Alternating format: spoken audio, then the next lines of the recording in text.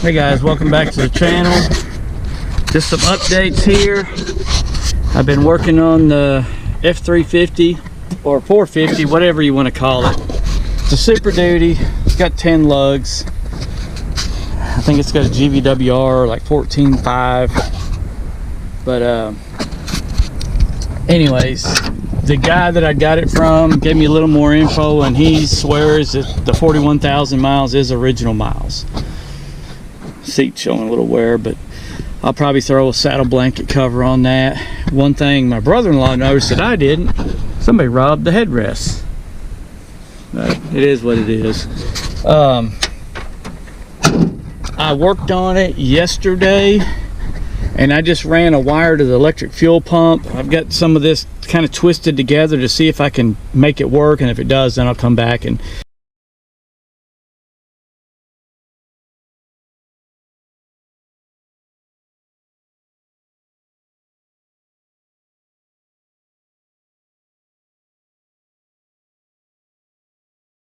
solder them, heat shrink, whatever I got to do to get them together. But the biggest problem was I had no fire. Now granted, I still got to put plugs and wires on it. I've got them, but I did want to put the cap and rotor on it because those are really cruddy. And I've got one plug wire that I know is pretty chewed up, but it's not breaking connection. But like I said, I had no fire at all. So come to find out, it was the ignition module. So I went and picked up one of them. Boom, it has fire. You can shoot carburetor cleaner in it, it'd fire up and try to run for a minute. So I ran a hot wire to the fuel pump where it's just hot all the time, and it fired right up and run.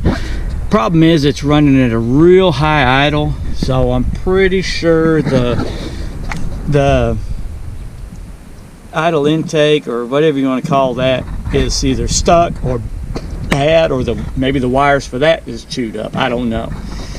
I'm going to try just squeezing that rubber line shut and see if it idles it down. But as it is, it fired up, it runs smooth, considering I got one injector for sure that the wires are broke on. Those are broke, but I got them just twisted together to make it work. All the other ones, all the rest of the 6 seem like they're together and they hadn't even been nibbled on by mice.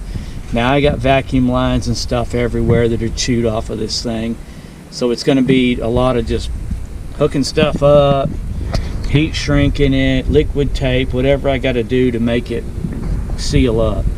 And then I need to pressure wash this whole thing because it smells like crap. I mean, literally rat crap. It smells like a cat been up here peeing in it. Plus I got twigs. I don't know if you can see that down in there on the spark plug guards. There's twigs and leaves, and there's so much crap in here it ain't even funny. So I want to get this all buttoned up, close that air cleaner up, or the intake, seal it off, and just pressure wash the crud out of this thing and see if I can make it run again. And I think it will. Then I got to go buy 6 tires because those are really in bad shape. So I did that. My skid steer had developed a massive hydraulic leak, and it was time to take the skid plates out anyways and clean them. I found a steel line that was laying in the belly pan that it actually wore thin enough it finally burst, and it just had a pinhole, but you know, at 3,500 psi, it doesn't take long to empty the system out. So I've got all the covers off, and I've been pressure washing the crud out of this thing. I mean, you can actually see the engine now. I do have an injector pump leak that I've got to address. It's leaking between this plate and the body. So I need to get all that stuff off. I don't know if there's O-rings back in behind there or what. I'm sure it is. But I still got to see a bunch of junk down there. It's just almost impossible to clean all this stuff out. But you can do the best you can. I've got a little more cleaning to do right there. And you see that nut with the hole in it? I wonder if that's like on a lawnmower, the hydrostat, you turn that and release it where this thing will freewheel. I bet it is. and I need that motor mount down there is real loose, so I'm sure the rubber's come undone on it. But the steel line that was leaking was right here.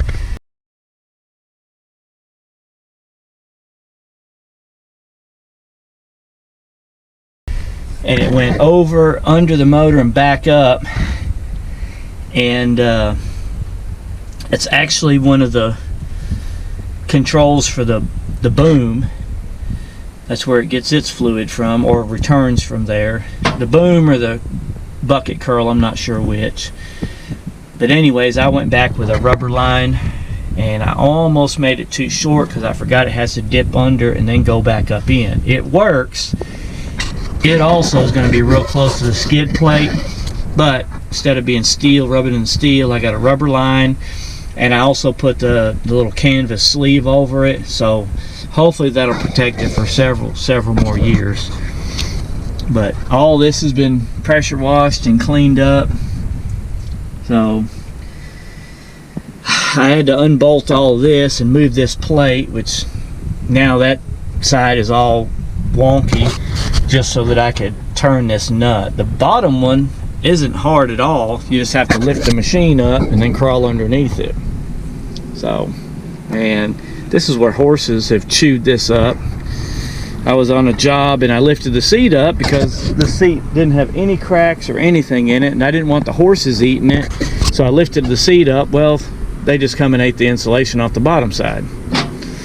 And the horses didn't even belong to the man whose property I was working at. He leased his land to this guy that owned the horses, and he wasn't going to do anything to cover any costs or anything. He ended up turning out to be a giant a-hole later, and I regretted even doing that job. But anyways, that's neither here nor there.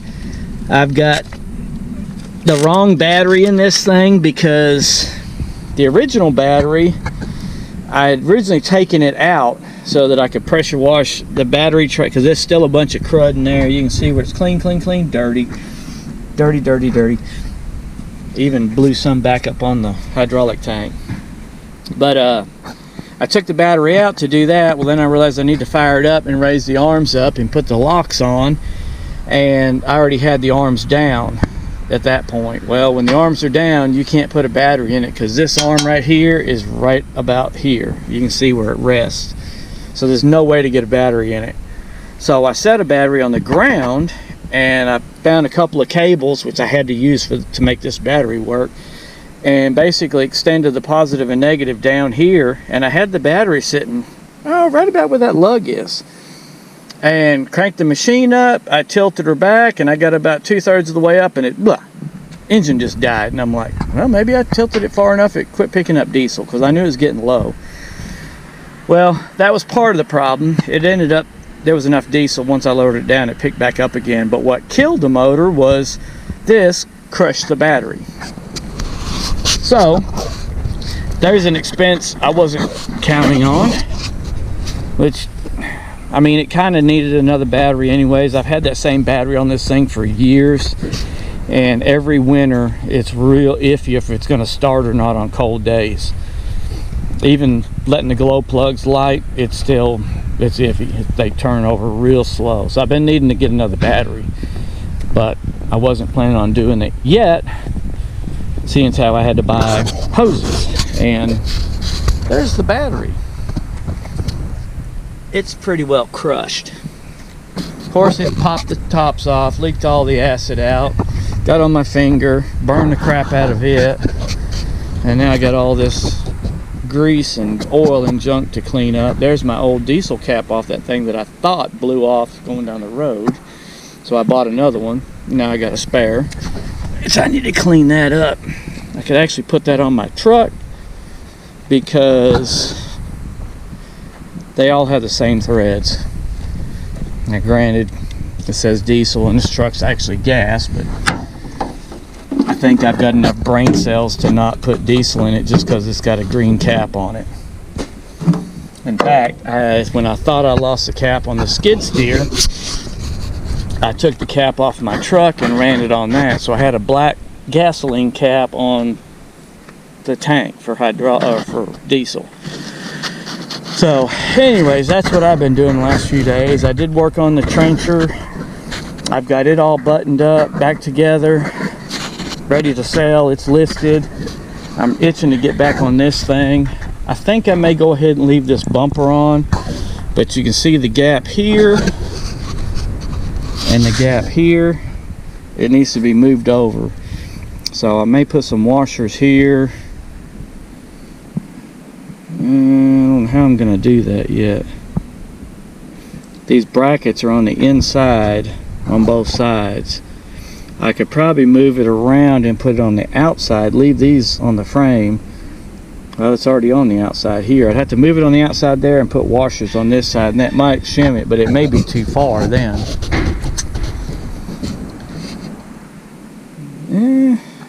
It'll be close.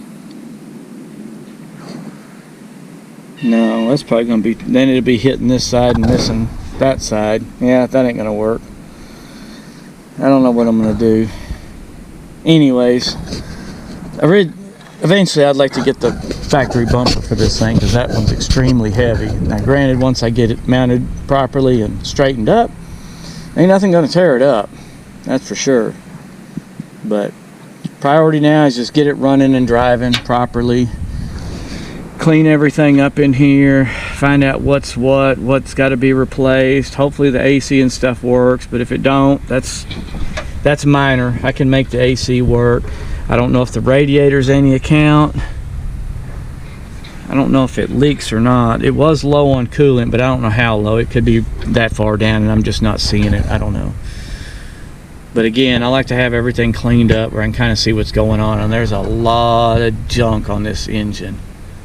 So I may even tomorrow just get it to fire up and drive it over there where I've got the pressure washer already set up and go ahead and start cleaning her out.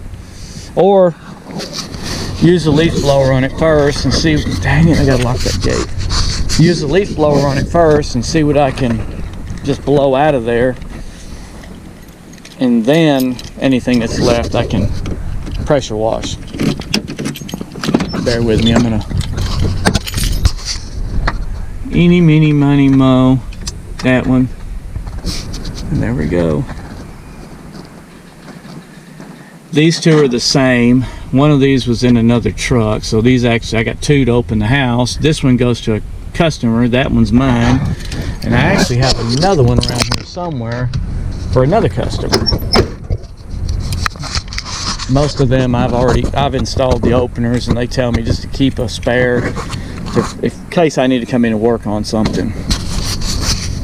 But I think it's going to make a good truck. Well, I know it's going to make a good truck. It's just how much work is it going to take to get to that point. So let's go over here and check out the trencher. I still have a hydraulic leak on it. It's more like a seep, but I put an O-ring on the fitting that was leaking, because it's got all those flat boss fittings, O-ring fittings, and one of them, the O-ring had blown out. So my wife's still not home, so I replaced it, stopped the leak, but I noticed it's seeping again. But she should fire right up.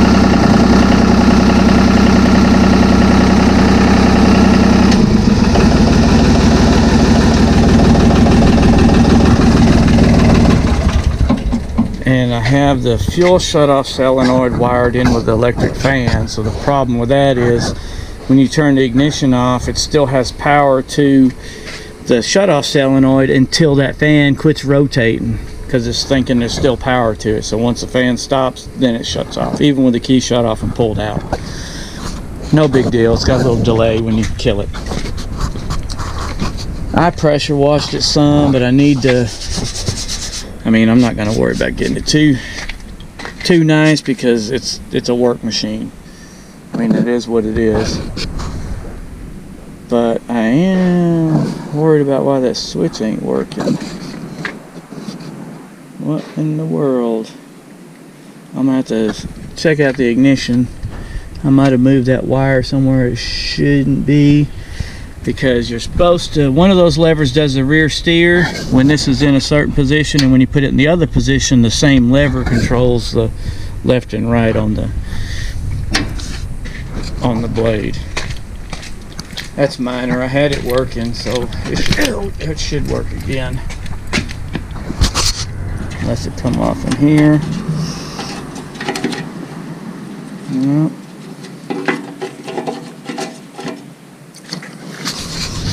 Yeah, you can still see that hydraulic leak. That steel line there, I believe, is the one that I put the O-ring on. And it could be another one on the steering motor leak or steering column leaking, I don't know. But that's got me bugged about that thing.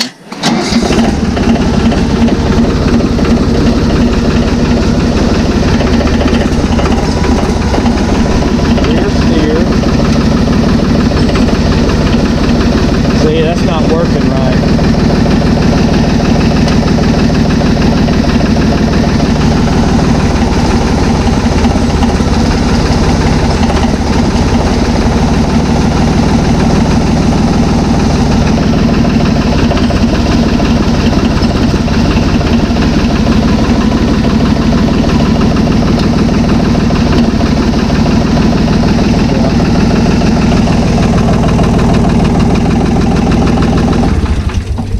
Yeah, I was messing with that alternator wiring through the ignition switch, and I might have took the wire off that powers that up. So we'll have to mess with that before somebody comes and gets it. But as it says, it's all ready to go. Oh, let me run this function. You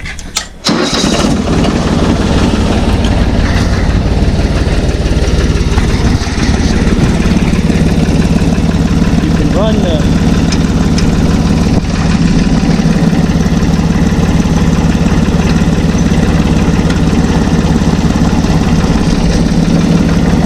reverse in case you get a rock locked up in it, and then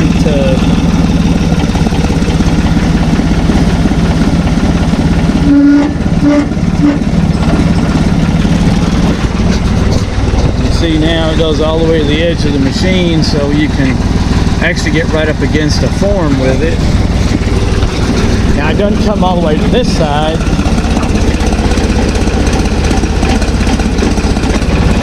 But it doesn't need to. So it's either in the center or anywhere from here over to the other side.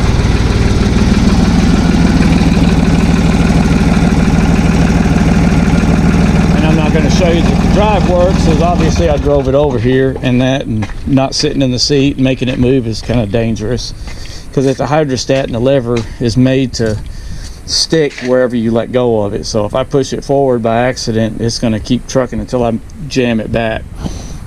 I got this the other day. I had a call to go check it out. They said it just started pouring smoke out, and it threw both rods in it. So I've got to find an engine for this. It's a 19 horse Kawasaki. I don't care what I put on Briggs, another Kawasaki, Kohler. I really don't want a Kohler Courage, but anyways, I need to find an engine for this. It's kind of a commercial brand, heavy duty commercial duty mower. It's in really good shape other than being filthy. Seats in good shape, armrests. It was running, driving, mowing. The people that had this kept up with it really good. Anytime anything happened, they took it and had their small engine shop work on it. But obviously the engine was getting tired and it finally give it up. I've never seen one where both rods thrown at the same time, but they did. I need to check these tires because that one on that side looks bigger. So that's definitely not good if they got different size tires. And it may just be the style. 23 950 12. This is just a brand new tire. 23 950 12. Okay, they're the same. This is just brand new. But I'll be on the lookout for a motor or engine for this thing. Oh, and it's got dual tanks. Fuel selector valve. That's your hydraulic tank. I like this. It's got the little commercial air cleaner on it, so whatever I put on it, hopefully it has one of these, or I can take that and put it on it. The engine itself, I mean, yeah, I could take it apart and rebuild it. It's just not worth the time and trouble for me. I just soon find another engine that's already ready to roll and throw it on here. It's got a 48-inch cut, which is actually perfect for my property, so we're planning on keeping this one because I had a few of these ZTR mowers that had like 70 and 72 inch, and they're just, even a 60 inch. I had a, what was it, a Ferris with a 60 or 61 inch, I think. It was an oddball size, 61. And they're just too big. And when I do my ditches, they scalp and they get stuck and every other thing. So this one being a 48 will be just about what I need. So I'll find an engine. I'm not really worried about looking real hard. If I run across one, fine. If I don't, that's fine too. But for now, I need to get, now I got to check that switch out and see what I did with the wire. I need to fix that where it works again, because other than that, every other function on it works. Other than them shitty lights up there on the roll bar.